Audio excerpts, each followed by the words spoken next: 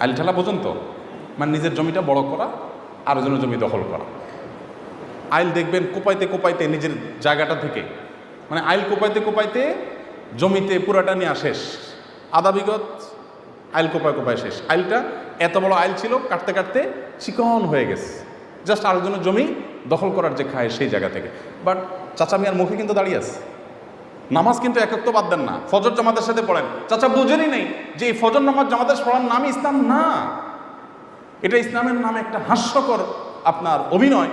আপনি আইল ঠেলছেন, আরেকজন অধিকার নষ্ট করছেন, আবার এদিকে আপনি নিজেকে ইবাদত গুজার মনে করছেন। ডেফিনেটলি আপনার নামাজ আপনি পড়বেন, কিন্তু ওই নামাজে শুধুমাত্র আপনাকে মুক্তি দিবে না, আপনার নামাজ আপনাকে জান্নাতে নিতে পারে না। পৃথিবীর কোনো আলেম বলতে পারবে না, কোনো আলেম কোরআন হাদিসের আলোকে এটা প্রমাণ করতে পারবে না যে আপনার ওই নামাজ আপনাকে জান্নাতে নিতে পারবে, আপনাকে ভালো মুসলমানের খাতায় নাম লেখাতে পারবে যে নামাজের পাশাপাশি আপনি আইল ঠেলাঠেলি করছেন।